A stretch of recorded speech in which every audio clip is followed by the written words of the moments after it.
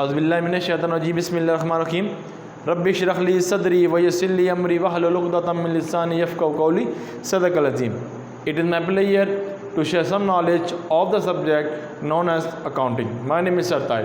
Dear student, जैसे कि आपको पता है कि हमने कॉमर्स के स्टूडेंट के लिए लेक्चर्स स्टार्ट किए गए जिसके अंदर हमने अकाउंटिंग, मैथ, स्टैट है और इकनॉमिक्स को हमने अपने मौजू गुफ्तगू बनाया इस यूट्यूब चैनल के अंदर। इंशाअल्लाह आपको ये लेक्चर इंशाअल्लाह रिकॉर्ड किए जाते हैं और आपको ये मिलेंगे। आज सेकंड लेक्चर हमने रिकॉर्ड करना है अकाउंटिंग के हवाले से। लास्ट टाइम हमने अकाउंटिंग के बारे में थोड़ा सा पढ़ा था, ट्रांजैक्शन क्या होती है, डेफिनेशन को देखा था, डेबिट क्रेडिट को देखा था, फिर आगे फर्दर उसकी टाइप्स थी उसको भी हमने डिस्कस करने की कोशिश की थी। फिर हमने कुछ कैश की एंट्री पढ़ी थी, फिर हमने क्रेडिट की एंट्री पढ़ी थी। आज अल्लाह के करम और तौफीक से हमने एक एग्जाम्पल को चूज़ किया है और उसको आपके सामने रिप्रेजेंट करने की कोशिश करेंगे। तो जब बिज़नेस स्टार्ट किया था सबसे पहले बिज़नेस की स्टेटमेंट बनाई जाती है और स्टेटमेंट को हमने गोशवारे की मदद से उसको पुट की जाती है। अगर मैं स्टेटमेंट से गोशवारे की तरफ अगर आऊँ उसके बाद फिर मैं स्टेटमेंट पढ़ता हूँ। सबसे पहले हमने लिखा है सलमान अकाउंटिंग इक्वेशन बना रहे हैं हम, ठीक है, और साथ में from the amount of June 2005 का जो उसने बिज़नेस बनाया उसकी इक्वेशन हम इंशाअल्लाह आज डिस्कस करेंगे। अगर मैं क्वेश्चन की तरफ जाऊँ, वो कहता है show to the effect of the following the transaction upon the accounting equation. तो फर्स्ट जो इक्वेशन है जो उसने बिजनेसमैन जो बिज़नेस इस्टेब्लिश करता है तो उस कैपिटल लेके आता है। तो उसने स्टार्टिंग जो बिज़नेस की है वो 1 जून 2005 को स्टार्ट की। तो उसने कैसे स्टार्ट किया? सलमान ने स्टार्ट किया इस बिज़नेस को फॉर कैश के ज़रिए सलमान ने बिज़नेस को स्टार्ट किया। जब भी कोई बिज़नेसमैन बिज़नेस को स्टार्ट करता तो कुछ ना कुछ वो सरमाया, कुछ ना कुछ वो कैपिटल ले के आता है अपने बिज़नेस के लिए। तो एंट्री क्या बनाएंगे? तो जब हमने यहाँ पर लिख दिया कैश, क्योंकि मैंने वक्त को बचाने के लिए पहले ये चीज़ लिख ली है कि आपको अंडरस्टैंड और आसानी से मैं ब्रीफ कर सकूँ। तो इसके अंदर डियर स्टूडेंट आपके पास कैश है। कैश कितना आपके पास?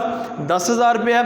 और जब कैश 10,000 रुपये तो बिज़नेस में ले के आया तो वो कैपिटल भी होगा, तो ये आपके पास कैपिटल में भी आएगा 10,000 और किसी वैल्यू के अंदर ये वैल्यू पुट नहीं होगी कैपिटल और कैश के अंदर।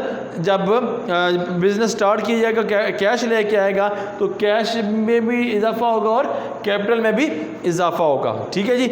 अगर आगे मैं सेकंड स्टेटमेंट देखूं, सेकंड एंट्री उसने जो इस बिज़नेस के अंदर इस इक्वेशन के अंदर पुट की वो है जून 5 को, ठीक है। 5 जून को उसने क्या किया उसने परचेज फर्नीचर फॉर कैश। उसने परचेज़ किया फर्नीचर। देखो डियर स्टूडेंट, परचेज जब करेंगे कैश जाएगा और फर्नीचर आएगा, ऐसे ही होगा। तो 5 तारीख को जो किया 5 की एंट्री दे लेते हैं। जून 5 को कैश गया, कैश क्रेडिट हो गया यानी कि लेस हो गया। 10,000 में से हमने 4,000 लेस किया तो 96,000 आ जाएगा। और फर्नीचर हमारे पास ऐड हुआ, फर्नीचर बिजनेस में इंट्रोड्यूस हुआ तो इसको हमने ऐड कर दिया तो हमारे पास टोटल वैल्यू क्या होगी। और किसी भी इक्वेशन के अंदर ये चेंजिंग नहीं आएगा क्योंकि हमने परचेज और कैश की बात की है। तो वही हमने एक में से लेस किया कैश और आपके पास मशीनरी आ गई और ये आपके पास क्या होगा? बैलेंस। और ये ऐसे 10,000 आपका नीचे आ जाएगा। आगे जो है जून 6 है। जून 6 में क्या किया? Purchase goods. उसने गुड्स परचेज़ की फॉर कैश। फिर उसने गुड्स परचेज़ की। पहले फर्नीचर था, आपके गुड्स उसने परचेज़ की। वही एंट्री होगी मगर इस दफ़ा आपने गुड्स के अंदर आपने ऐड करनी पहले फर्नीचर में की थी। जून 6 में अगर बात करें तो कैश गया, गुड्स परचेज़ किया 25,000 का, इसमें से लेस किया तो 71,000 रुपये आ जाएगा आपके पास। आगे चलता आपके पास गुड्स का आपने नई आपने स्टेटमेंट लिख देनी है, ठीक है। गुड्स का 25,000 रुपये वो आपके पास आई है तो ये लिख देनी, बाकी आपके पास ऐसे ही 10,000 आ जाएगा, कोई इसमें चेंजिंग नहीं होगी। उम्मीद है आपकी मेरी गुफ्तगू समझ आ रही होगी। और आगे चलते हैं जी। फिर है जून 10। जून 10 को उसने क्या एंट्री पास की? Paid transportation on goods purchase. जो उसमें ट्रांसपोर्टेशन के लिए गुड्स परचेज की उसकी एंट्री वो करता है। उसके लिए फिर उसने अदा किया, वो कितना दिया? 1,000 रुपया। तो देखते हैं 10 जून को क्या किया? जब पैसे पेड अदा की जाती, क्या पैसे दिए जाते हैं, सारी बात है। फिर कम होगी, 71 में से 10 निकाला, 1,000 निकाला तो 70,000 बच गया। और फिर क्या उसने बताया पेड की ट्रांसपोर्टेशन ऑफ गुड्स के लिए, तो ये एंट्री चलती इधर जाएगी कैपिटल के अंदर। तो कैपिटल 10,000 में से भी 1,000 लेस करेंगे, 99,000 रुपये आपके पास क्या आ जाएगा, बकिया कैपिटल आ जाएगा। और फिर दोबारा एंट्री जो बैलेंसिंग आपके पास है वो मैंने लिख दी यहाँ पे, जैसे कि ऊपर आ रही है, यहाँ से 70,000 आ जाएगी, ये 4,000 ऐसे आएगी, 25,000 ऐसे आ जाएगी, और यहाँ से 99,000 आ जाएगी लेस करके।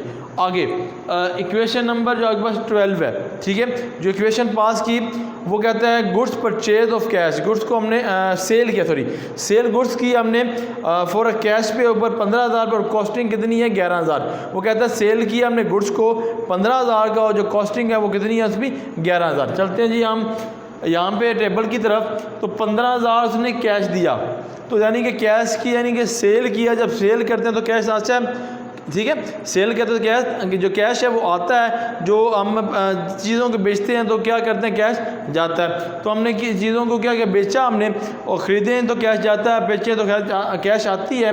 तो 15,000 में कैश में इजाफा हुआ, 70,000 15,000 किया, 85,000 रुपया आपके पास बैलेंस आ गया।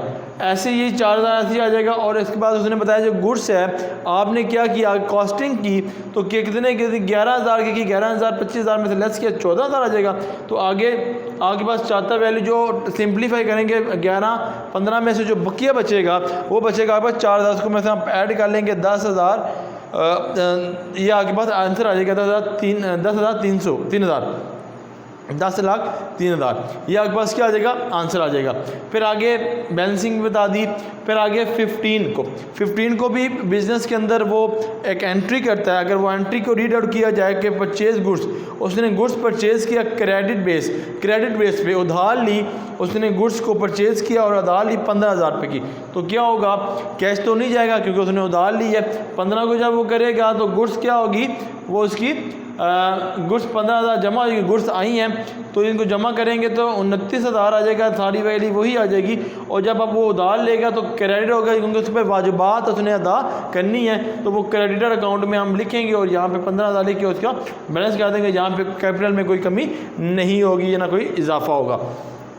आगे एंट्री करता है जून 19 की, 19 तारीख को जब एंट्री करता है वो एंट्री करता है सोल्ड गुड्स को सेल किया to Rashid on credit, Rashid ने क्रेडिट किया। पहले सेल परचेज करता रहा, अब उसने सेल किया ऑन रशीद से ऑन क्रेडिट बेस, उधार बेस पे किया। 8,000 की और 6500 रुपये की कॉस्टिंग है, ठीक है 6500 रुपये की। तो हम देखते हैं एंट्री 19 एंट्री में अगर हम मूव करें तो 19 एंट्री के अंदर वो कहता है माइनस किया हमने गुड्स को, ठीक है जी, हमने सेल किया ना, गुड्स हमारी चली गई तो यहाँ से 29,000 में से 6500 माइनस किया तो 22,500 आ जाएगा।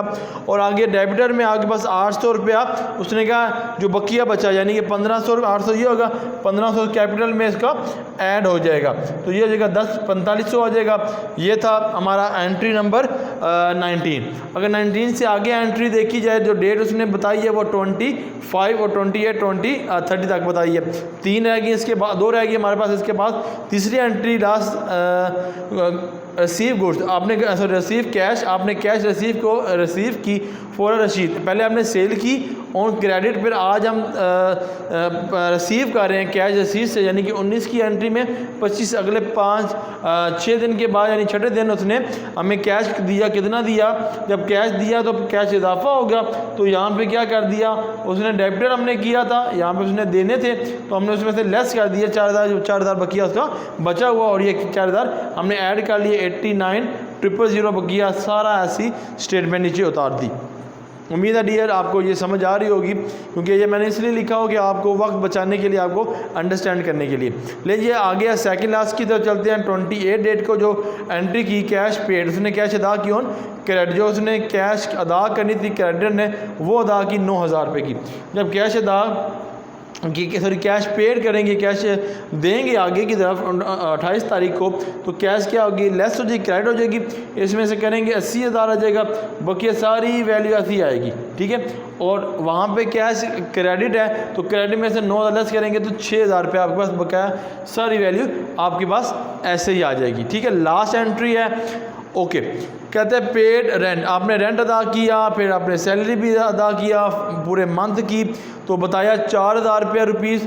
तो उसके अंदर क्या आगे पास जब फिर सैलरी देंगे, रेंट देंगे, तो ज़ाहिर बात है कैश कम होगा, तो कैश इसमें 4,000 लेस किया, तो क्या 80,000 में से 4,000 लेस किया 76,000 रुपया आ जाएगा। और इसी तरह ये करना ये सारी वैल्यू, और यहाँ से आगे पास कितना 9,000 का लॉस हो जाएगा, क्योंकि कैपिटल में सैलरी भी की, रेंट भी की, कैपिटल में से जाता है ना, तो वो भी हमने इसको मैसे लेस कर दिया।